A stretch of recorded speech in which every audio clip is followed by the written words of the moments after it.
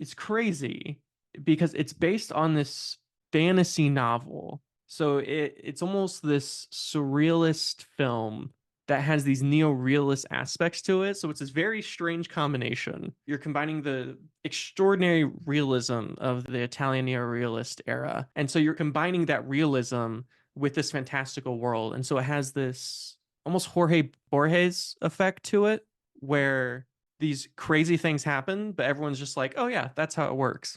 And it has one of my favorite scenes, funniest scenes. It's a very funny movie. Not funny in the way of like His Girl Friday. It's not quippy. It's funny in the things that they do because it's kind of absurd and ridiculous. And there's this moment near the beginning of the film where they live in this giant homeless encampment outside of, some part of Italy.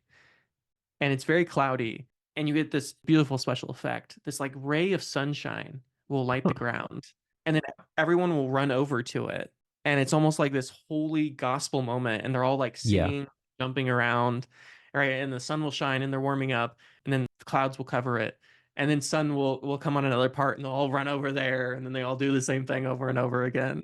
And the fantastical elements about this I really love. And the first half of the film is like, this is fucking perfect. I love this. I love every minute of it.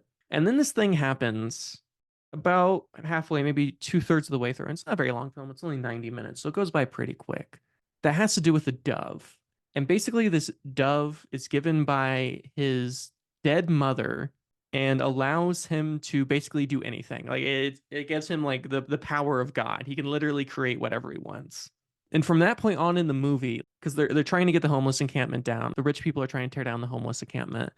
And so you think, oh, he's going to save the town and that sort of thing. But then that happens and there's still more time in the movie. You're like, well, what's going to happen now?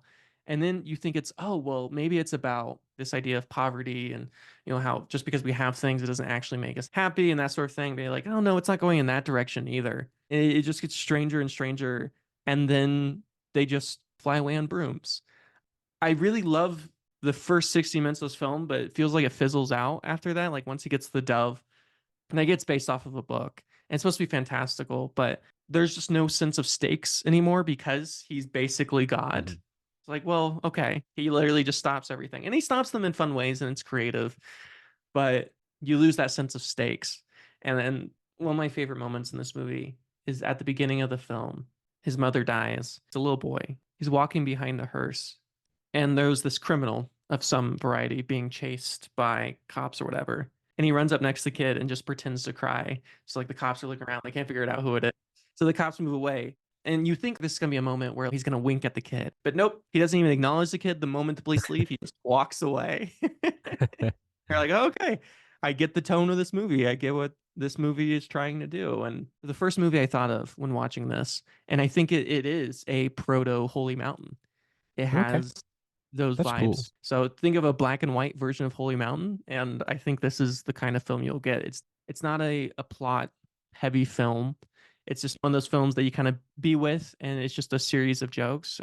Buster Keaton talks about one of the reasons that he loves silent comedy and never really thrived in the world of sound is he loved writing these moments. The way he wrote a movie is he would write a scene and he'd just be like, this is what I want to happen in this scene. Like I want to fall down these stairs or I want this gag. And that's what this movie is. It's just a series of gags that are kind of loosely Yeah. held by tendons. There's nothing holding that whole piece together. There's nothing really pushing it forward.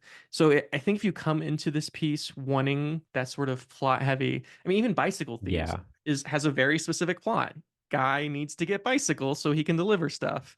So if you're looking for that, you're not going to get out of this film. You just need to let go and be with the film and just be like, all right, for the next 90 minutes, I'm just going to accept this world and be part of it. And if you can do that, I think you'll really enjoy this experience because it Yeah. is a really fun experience. But if you're looking for something else out of this, if you're trying to find what does this mean?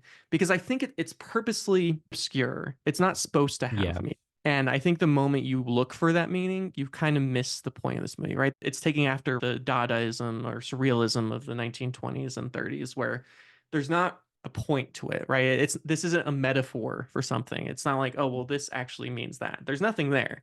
It's supposed to be absurd and ridiculous, and you're not supposed to look beyond it because there's no deeper meaning to be had here other than the deeper meaning of life of self, right? That's the whole idea of surrealism, is that life of self is absurd and it can't be understood, right? We can't understand it. And that's the thing that's going on here. Life doesn't make sense. It's not supposed to make sense, and it never will make sense.